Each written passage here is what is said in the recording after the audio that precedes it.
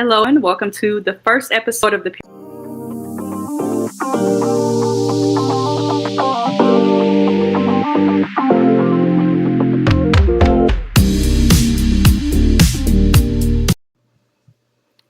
Hey everybody, welcome back to the ParentPorch podcast.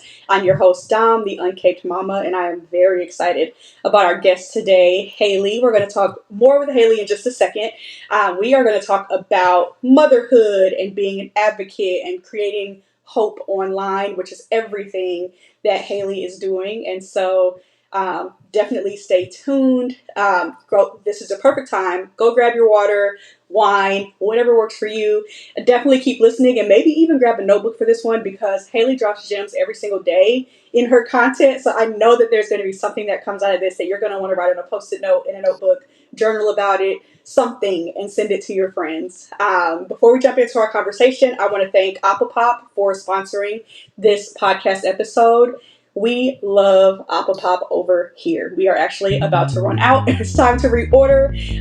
My son and my daughter absolutely love it. We're going to make popcorn balls out of some of the flavors in our starter kit. So thank you for making this episode possible, Ep10. And if you want to shop Ep10, I highly encourage you to get the starter kit so you can try a variety of flavors. The link will be in the description.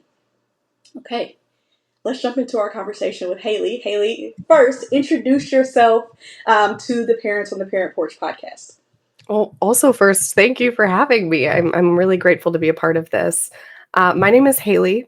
I am in training and development and outreach for victim services. And what that looks like is that I teach advocates how to be effective advocates in domestic violence spaces, from elder abuse to all of the different types of services that would be needed in domestic violence spaces. I am a mom. I have a 9-month-old son. So I'm new to motherhood. I'm new to motherhood, and the incorporation of motherhood into my advocacy work is something it's obviously very important to me. And it's been life-changing. So, but yeah, about me, I guess I started posting on TikTok. And that's how Dom and I met. And so I'm very grateful for that connection. I've been definitely in awe pretty constantly of the connection that can be made on the internet. And I wasn't sure. I wasn't sure what that was going to look like. I had no idea going into it. So it's been pretty powerful to see what can happen there. Yeah. Where can they find you on TikTok? My username is haley.hope.haven. So I created an online live space called Haley's Haven of Hope. So Haley Hope Haven is my username with the Love it. dots. Thank you. Yes. A little more backstory, just a little bit. So I lost my job in May, and I think a few months later, like, you popped on my For You page. And I was like, and you said something, and I was like, oh my gosh, this is so relatable. I have to follow her. And it continued. I caught you live. I'm like, in a space where there's so much negative news, there's a lot of negativity online. Yeah. Seeing your posts every day, seeing you live every day, even like, literally, I felt like I was watching it grow over time. Where in the beginning, you were like, I don't know what this is going to be, but here I am, and I'm going to give it a shot. And coming in, who's the person who does the dad jokes? Is that Mr. Ghost? Oh, the dad jokes, that's Dragon. Yep. Yes. So, like, love that. Like, I love coming in, and like, there's a person, y'all, who comes in almost every day, like, and does dad jokes. And there are people who just come in, they're like, Haley, you're such a light. And like, I think we've made Haley cry a lot. But we're being honest because it's such a bright spot multiple times a day. There was a young lady who came on who I think we all thought was like 12. And she's like, no, I'm 23 or something like that. And chatting with Haley and like doing battles, and it just like so sweet, such a welcoming space. I think you're going to get those vibes if you haven't picked up on them already throughout this conversation with Haley. So I'm going to always give you your flowers whenever I have a chance, friend, because you and your lives have helped me a lot in a space where I felt like really lost and confused, and, you know, trying to grow my own platform as well. And like, I don't know how to do this other than to just like kind of show up and be me. And that's exactly what you're doing. And it's amazing. We need more Haleys. Thank you. And I agree. I think that showing up is everything in advocacy spaces, in parenthood, in the internet, on the internet. It showing up. Like that's it. But showing up as yourself online is hard. It's not easy to do. So I really appreciate the kind words because it isn't easy. And I think on like the back end, uh I've had people say that like, oh, you make it look so easy. You're always in such a good mood. And on the back end, I'm sometimes like, I don't want to. Yeah. So it's I Yeah. really appreciate it. It's helpful to hear that. Thank you. Yeah. I don't think people realize how hard it is. I've heard people make comments about me like, oh my gosh, your content's so good. And like, I just love, seeing you when you show up. You speak so well, blah, blah, blah. And I'm like, every single day I'm having an anxiety attack before I'm like recording a Right. video. And then I have Right. to go decompress and throw the phone, like, and not Right. look at it. I'm constantly overthinking about, like, this is how you make good content. All of that floats through your head like every single It time, does. So It does. I know you can relate I because you do it totally every day. can. So, I and totally then live can. streams is like a whole other thing. Yeah, it is. It's a can of worms I opened, and I had no idea, like you said, I had no idea what I wanted that space to look like. And it definitely for a little bit we kind of lost the plot. I felt like I was like, well, okay, we have like got very far away from what I wanted to be talking about here. But I did, yeah, I turned the phone off. I decompressed. I went back and we regrounded into what we wanted to be doing. So It's it's it's awesome. an it's fun. Yeah. I love it.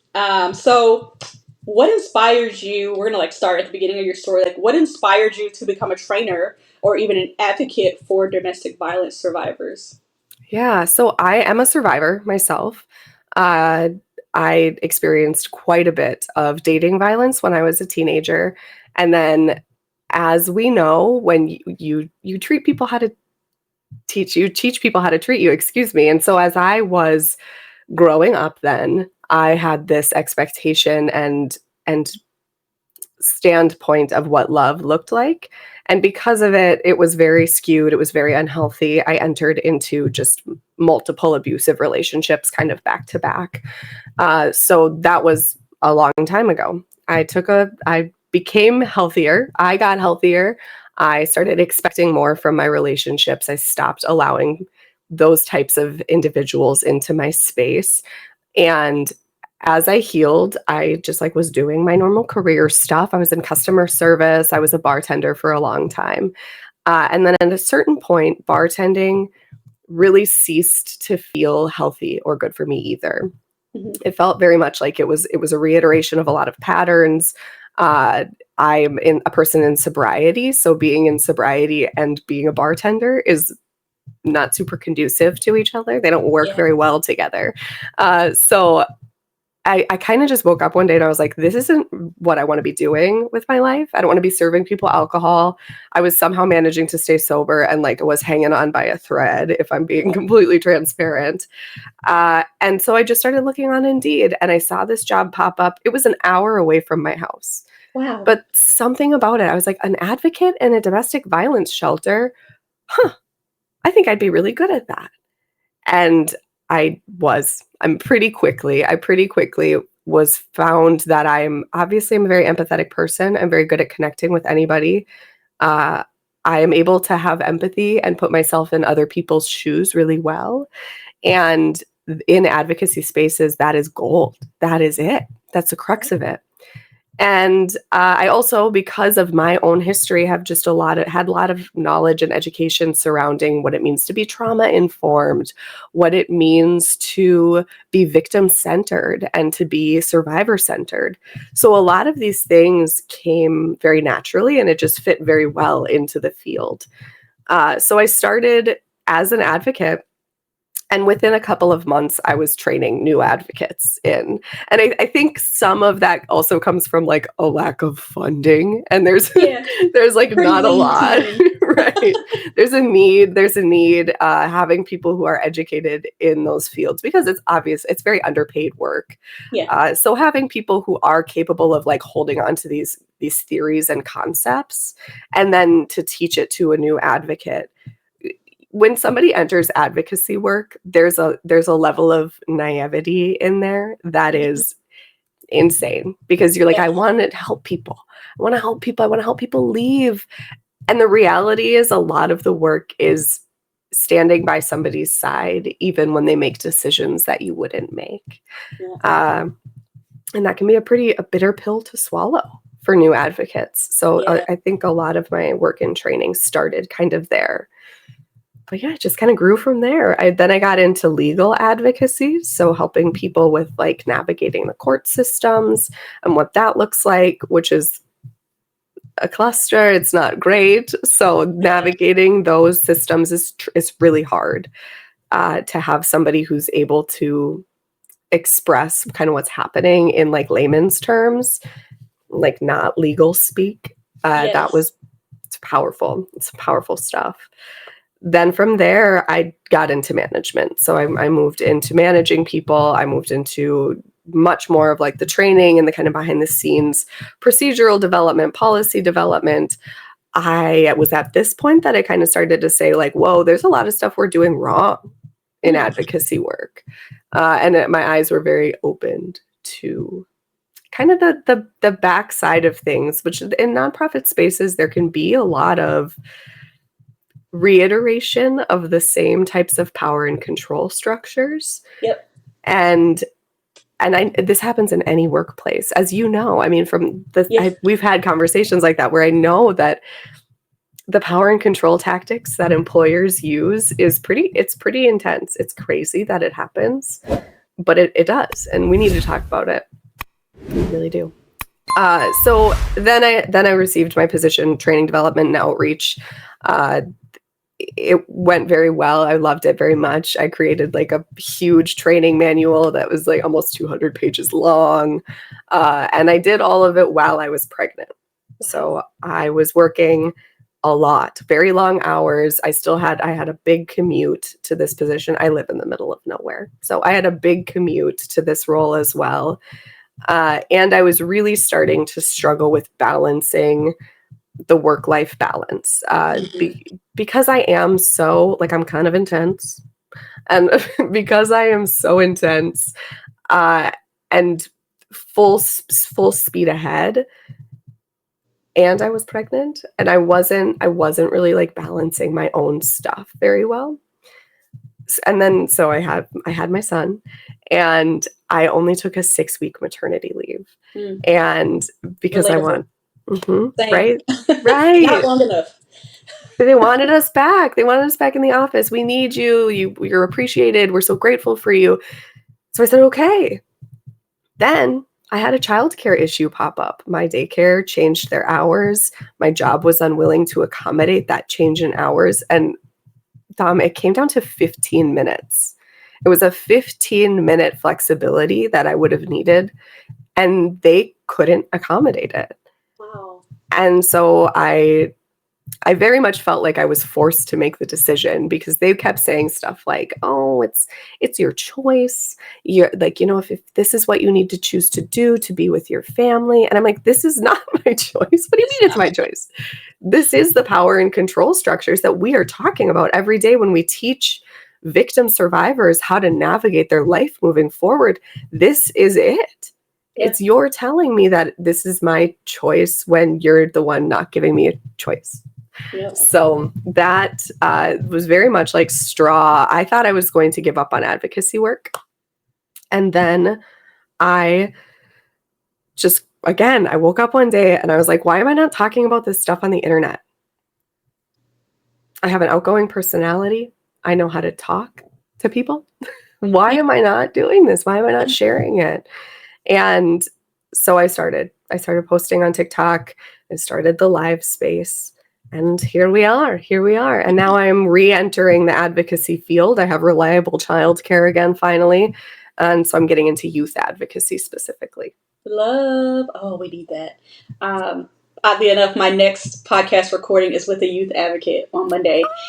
So there's going to be you and then her. This is so great. That's perfect. Good. I love it. Yeah, wow. That's like divine how that kind of happened. Love it. I know that you'll keep us updated. You'll have to come back, of course, because we'd love to just hear about the insights that you gain, because parents always want to know like how they can be more supportive, not just of their kids, but like their kids' friends, you know, or we've got other folks who watch the podcast who aren't parents, but maybe they're like godparents or, you know, aunts or like maybe they're thinking about adopting. Like all this information is so helpful. So that story, such a journey, such a roller coaster, a lot that I can relate to in terms of like a trauma-informed approach. And I was trained in that and like really took that approach. And I know what it's like to advocate and then recognize, whoa, the place I'm working is like not aligning with the thing that we do. What is happening here? And trying to change it. And then you end up at a place where like a decision is basically being made for you, but you're being told it's your decision.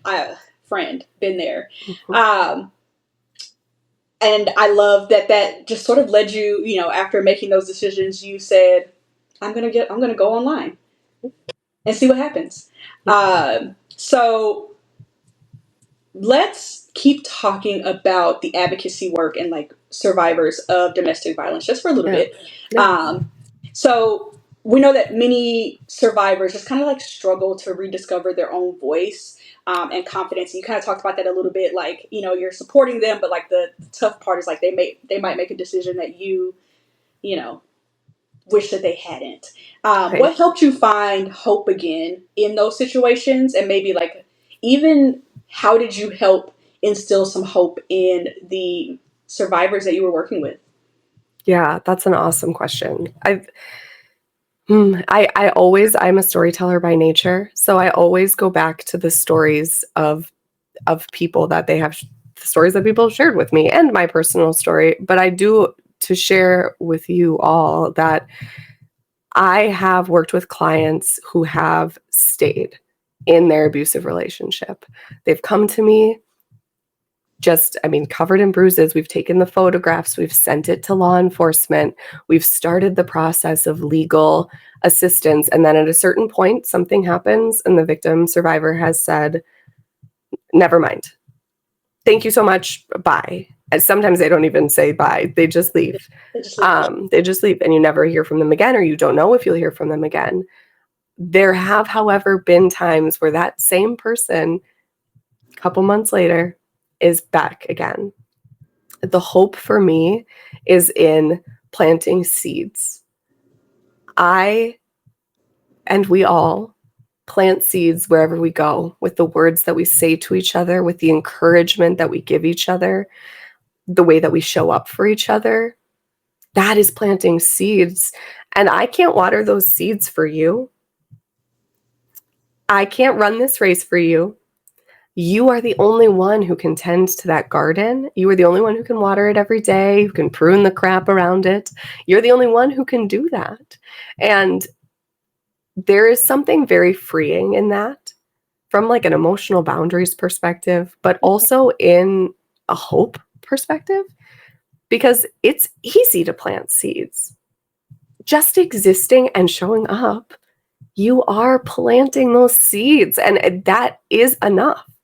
When you tell somebody, I respect you, I respect your choices, even if I disagree, even if it's not the choice that I would make, you're planting a seed that they are safe to come back to you.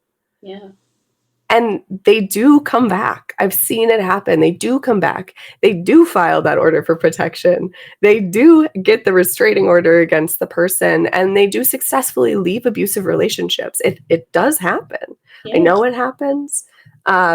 And so when you're in those moments of just despair, like because things are really dark and twisty all around us, yeah. I believe that planting seeds is everything. It's everything. Even if we don't get to see the fruits of our labor in our lifetimes, our children know, our children feel it, our children see it. So that's how I hold hope. Yeah. I love that.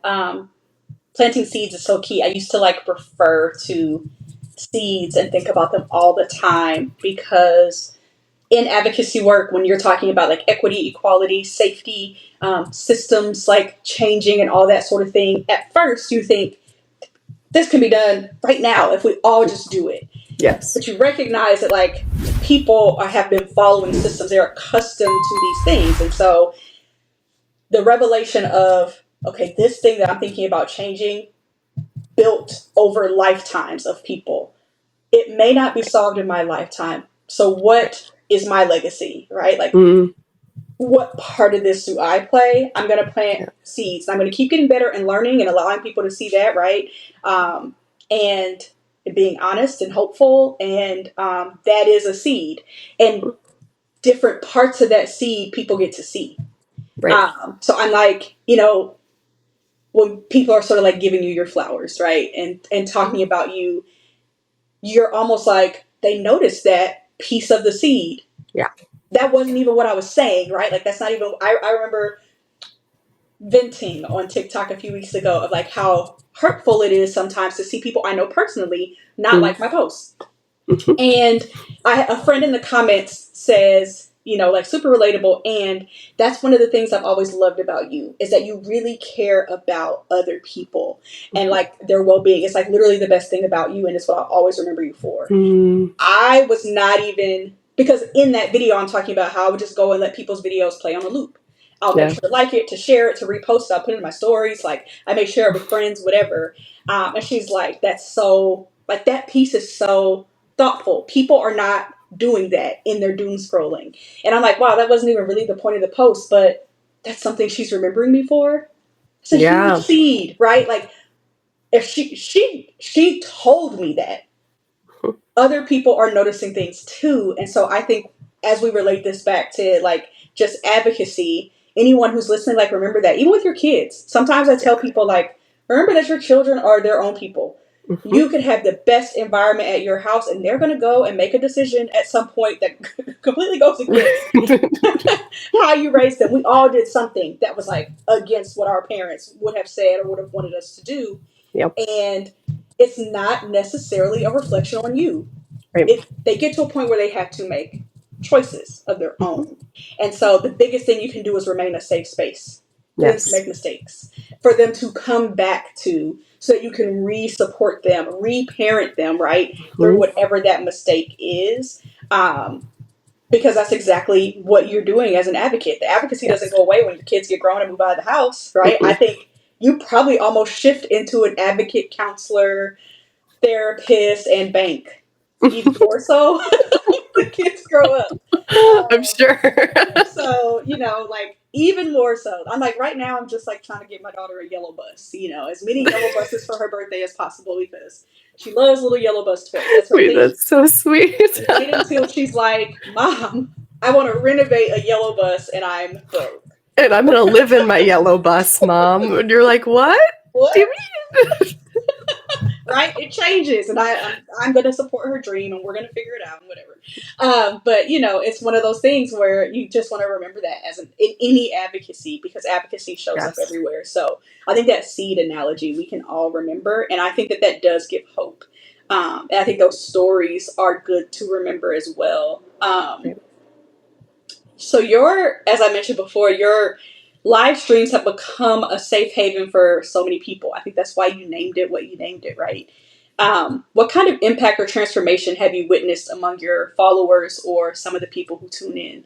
Mm, that's an awesome question. And honestly, it's one I've been thinking a lot about lately because again, like I think I mentioned earlier, I got away a little bit from what I had initially envisioned. What I initially envisioned had been a space, kind of like a support group for Mm-hmm. people who have experienced violence. And as it progressed, I can see like the analytics of who my lives are reaching. And so I can see that I have very like 50-50 split of men and women in my comments. And in my experience hosting support groups, it is better to keep genders a little bit more separated Yep. because there's a lot of different experiences that happen. Yep. Depending on your gender. When you are a man, the violence that you would experience against you is different than a woman experiences. Yep. And if you are non-binary or gender non-conforming or transgender, your experience is also very different. Yes. And I think that all of those different pieces really need to be a very intersectional feminist perspective in that. Like you very much need to be addressing each of these different intersections of our identity. And it's not possible to do that on live. It's just not. I can't create a space where there will be no men that come in. I cannot create a space where there will be no women that come in. It's just not how it works. I can't even create a space where there will be no trolls that come in. Yeah. So that made me kind of go, okay, what are we doing? Because I don't want people to be sharing deep stories and forgetting that this is a public forum. Yep. Anybody could be watching this at any time. Yep. And it has happened very often, frankly, like I would say every other day or so, that a troll will come through and will not just troll me, but will troll the people they will scroll up and read through comments and troll on those comments. No. Oh my gosh. It's sick. It's really sick, but it's happening a lot. And so I can hear this. I can have a troll come into my live every single day and say the same kind of stuff. But it can be very triggering for my audience members if they weren't expecting it, if they didn't want it. Want is not exactly what I meant by that. But if they weren't expecting it and they felt like this is a safe space, and then all of a sudden that starts to happen, very violating of their trust and isn't what I want. So I have very much shifted a little bit away from support group and much more into educational, just a place where we can hang out. We're big chillin'. We say that all the time. Like, we're big chillin' in here. Like, we're just chillin'. And whatever kind of happens. I don't go into my lives with a plan. If the people that come in are kind of the more like a couple of minutes of deep talking and then we run a couple of battles, that has seemed to be a good like commercial break for people a little bit. And specifically, I would say for the men that come in is that we'll do like something high intensity. We'll talk about some hard stuff, and then we'll like go run a couple of battles real quick with somebody. And we're talking about just small talk, or we're talking about what we're making for dinner. And that from a support perspective can be really important and helpful for some people. Yeah. And then for other people, I do these like kind of question days. Like, this is a discussion day. We're having a discussion. This is the topic, but we will, very similar to how you do your podcast. This is our discussion conversation point, starting point. And then we like branch off into 100 different directions. Yeah. So I really think the biggest shift I've noticed is, well, it's twofold. This is a very long answer. Okay. It's twofold. One is the biggest shift has been for me, and kind of releasing the expectations I had for that space and allowing it to be exactly what my audience needs in the moment. Because what a special thing to be able to be intuitive to the moment and shift, pivot accordingly to what we need. And then the second piece I'm noticing is the regulars that do come in every single day, the people who just really need each other. We're starving for community. We are parched for community. We need it so badly. Yes. And there are plenty of spaces on that app where there is good, beautiful community being built.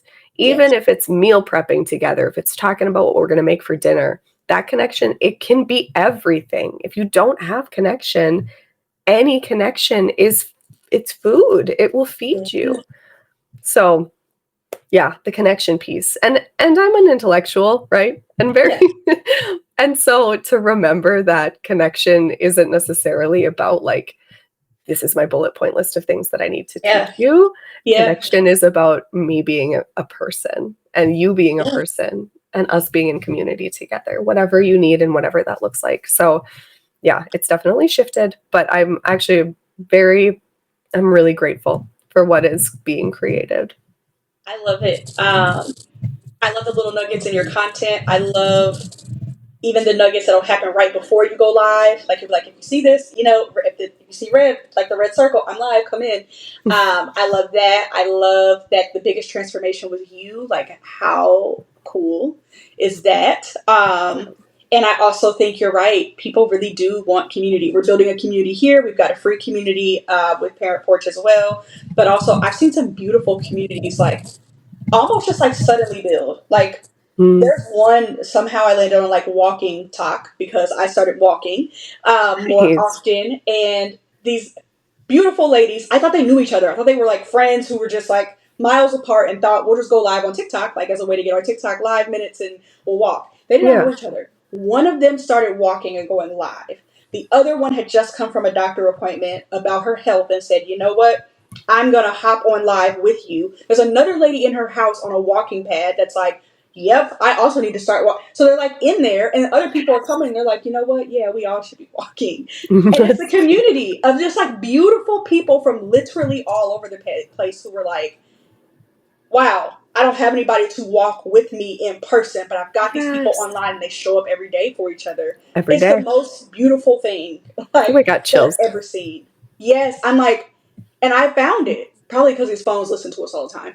I Like, I'm know. like, there's no Side note. coincidences of me like starting to walk more often, and then all of a sudden I find like the walking community on TikTok. But when you hear people talk about TikTok, you don't always hear about the safe spaces. You hear No. about the news or the Mhm. drama or, you know, a hot take or Mhm. something. And what I'm starting to see more is just these beautiful communities of all types being built, of people of all walks of life, all Right. backgrounds, all races, all ability levels, right? All gender expressions, just like it's beautiful. And I think you're right, we all want that.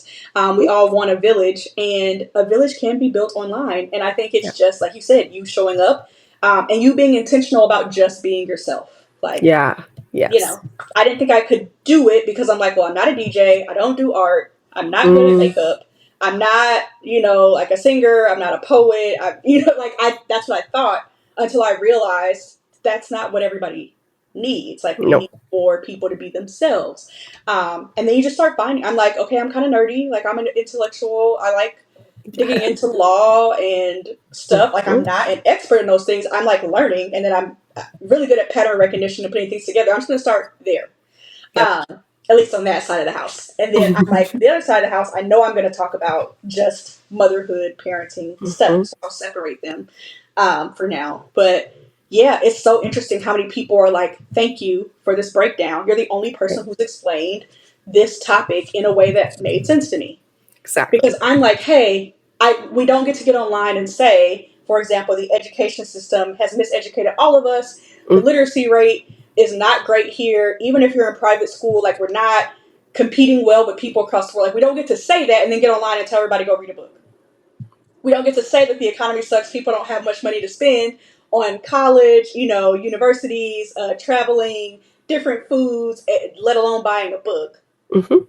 Libraries are being closed all over the place. You don't get to say that and then not make it. Go do your research. We just said people didn't learn how to research. You just told me about the barriers to it. Right. Yeah. So I'm like, I'm going to be a person who is not going to do that to the best of my ability. So I'm going to get on here and read a book or give you a summary of a chapter I read, or like go do the jargony work, and I'm going to come back and make this accessible to you in a Yeah. way that makes sense, right? And I try to do the exact same thing with like parenting. Like, hey, I just want to remind you, there's billions of parents across the world. They're all doing it differently, and it is my belief, 99% of them are amazing. Mhm. The stories that blow up are of the parents who aren't that great. Right. But I guarantee you, the vast majority of parents are doing their absolute best. Are I doing want you it. to be comfortable in the way that you do it, and then get the resources you need. Exactly. Right? And just keep reminding you that you don't need the guilt and the shame. Your house doesn't have to look like the influencer's house, right? Mm. Because most of our houses don't. And like, that's okay. How do we make it work for you? Your Right. kids are not like my kids, even if your son also has autism. He's Right. not my kid. Even if your daughter also wakes up singing, she is not still, like, again, not my kid, right? Right. So how do we learn from each other and build this community to support each other from our like varying perspectives, and just reminding you that you don't have to be perfect. Mhm. This is about really being present, having a community and a village, and continuing to show up and do your best. Like, that's what matters. So, and I think that's exactly what you're doing with this Thank safe you. haven you've created. Thank And you. I do think more transformations are going to come. Like, I think more people are going to start to talk about it Mhm. as I time agree. goes on. So I'm looking forward to the waterworks that happen when you start to get those stories coming in. I know. It's special. It's empowering to know that I can make a difference just by existing. Uh, Yeah. and I actually really liked what you said about how taking these like big intellectual theory type concepts and making them more accessible, because that's a big problem, especially for people with like their PhDs who are all this big thinkers, extremely intelligent, right? Now, can you please break that down? Because I have 45 minutes and I need you to make that make sense to me now. And Yeah. like, so being that person, it's important to me. So I appreciate you saying that too. That's important.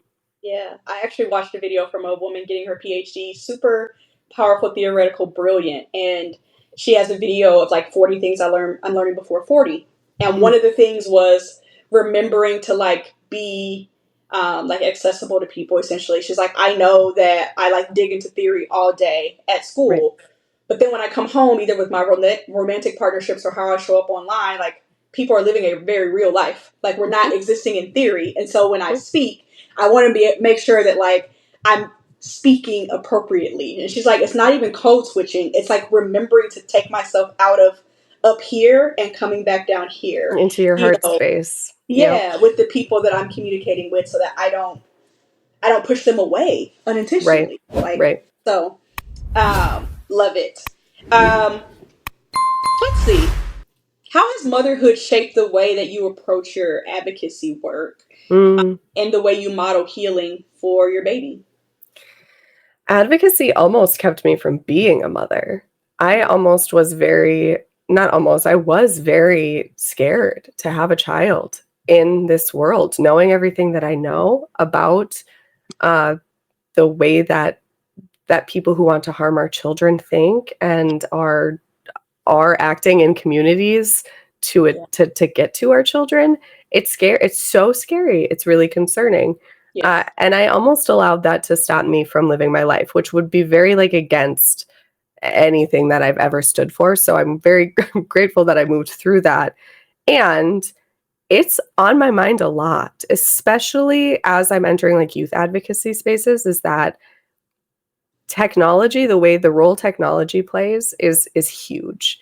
Yeah. And I am and I continue to plan to be very discerning with the way my child interacts with the internet, Hmm. fully recognizing that there is only so much we can control within that, especially like I'm starting from scratch, right? He's 9 months old. So like I get Yes. to be very discerning from the beginning. But for those folks, and I just talked about this on live 45 minutes ago, for those people who are experiencing issues with technology and their children, their teens, their preteens, there are steps that can be taken. There are things that we can do to mitigate some of the risk. Yeah. And the biggest piece of that is communication Yes. and explaining to our children why we have the boundaries and rules we have. And that sometimes means being more honest than I think a lot of us want to be, right? Like I don't want to tell my son all these scary things that could happen to him. And if we don't explain these things, they think that we're just being mean. Yeah. So it's Yeah. important to have those conversations. And I think that there needs to be, again, like not to continue to mention all the gaps in education, but I think that type of technology and digital abuse conversations, that all needs to be happening quite a bit more too. Yes. Especially in these spaces with parents of youth who have phones in their pockets. I mean, the door is so easily opened to people who want to cause them harm. It's in their pocket, that door. And they don't know. They don't know. They have no idea the risks that it holds.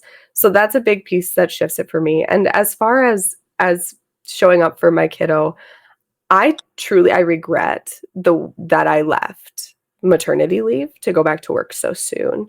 And so this summer that I had when I wasn't working, I have worked very, very hard. I'm gonna get a little emotional, but I have worked very hard to shift my perspective into that it is a good thing that I'm home with him this summer, or this Yes. past summer, and being present and again, taking myself kind of out of intellectual brain, out of problem solving brain, and into my heart space, into being present, into doing the things that sometimes feel like monotonous. Yeah. Like, so the laundry, I'm cloth diapering him, so I don't know. I added like a whole extra set of work for myself, but I am trying to very much embrace that Yeah. because I think it is those types of like mindful, meditative things that we do with our children. That's it, being present for him Yeah. and learning how I'm going to adapt as he ages Yeah. because I will remain in this field. I will be an advocate. And how do I navigate that with him? How do I keep him safe when Yeah. I'm working with people that are in a really bad space? How do I keep that from coming home with me? How do I Yeah. stay healthy myself and not burnt out and not overthinking and grounded for him? But motherhood has just made me a much better version of myself in general. I'm much more present than I was prior to having my son. Yeah. And so I'm obviously I'm very grateful for that. Yeah. I love that. I love that you're just kind of like thinking through even how will you be flexible as he grows and what boundaries will you have to create and how might you have to advocate for him and yourself, like in the field that you're in. I know that you'll figure it out because that's what mamas do, right? We figure it out. Yes. So relatable to like going back to work too soon. Mm, With my son, I went back after 5 weeks because I was on unpaid leave. And then with my daughter, I went back after 6 weeks. Both C-sections, both like pretty traumatic delivery experiences. And I think that took a long time to like mentally heal from. Um, and felt a lot of guilt, and all of that stuff actually kept me from being present with them.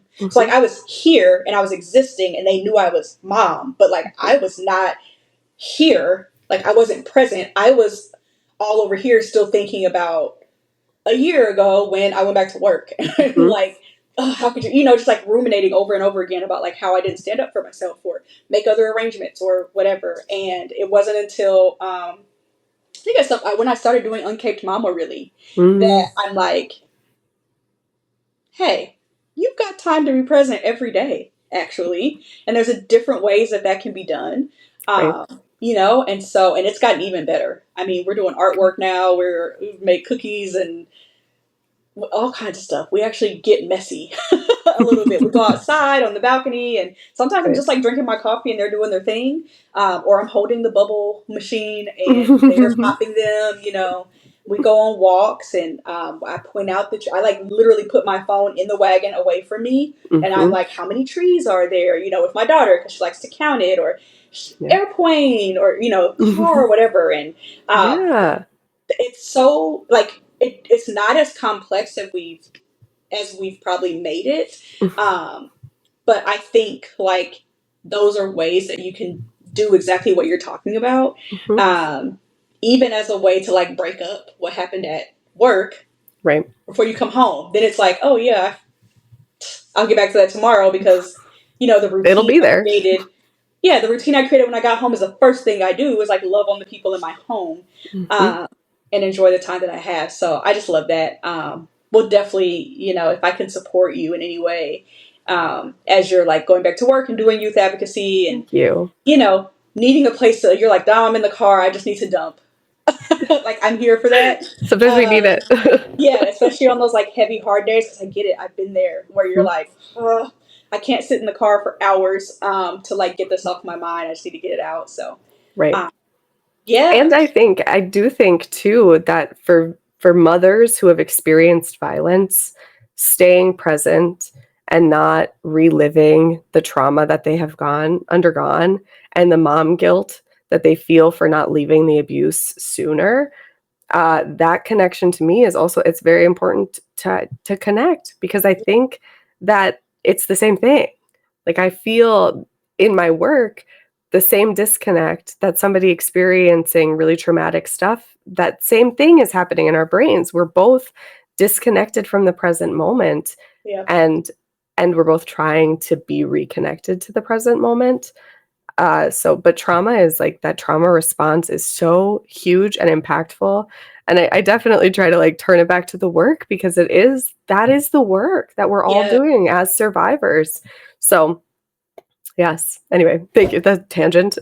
No, I love that you mentioned that. I that is going to help somebody so much, so many people so much. It's like just remembering that we're all trying to get back to the present, especially if you've been through things, and I have, and I'm a survivor myself of domestic violence and assault, and so I I get it, and like trying not to repeat it, right, to like the kids as Yep. well, in other forms, right?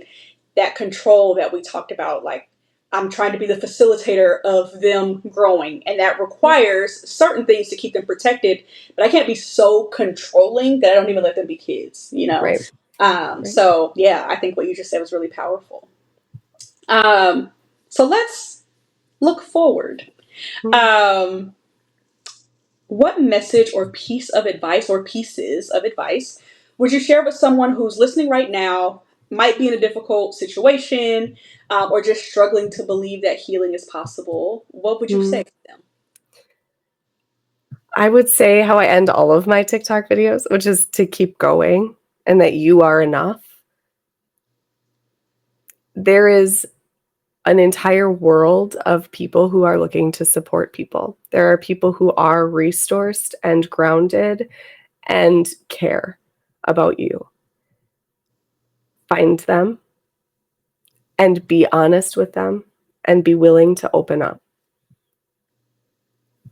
Again, I would reiterate the planting seeds message.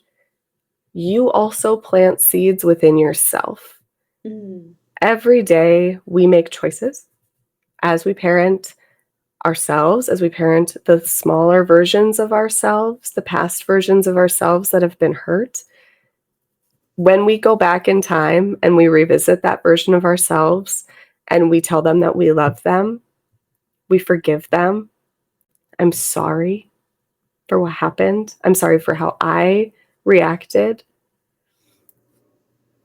We are planting seeds with the past versions of ourselves, and it heals the version of you are today, right now. I do this little ritual in the mirror.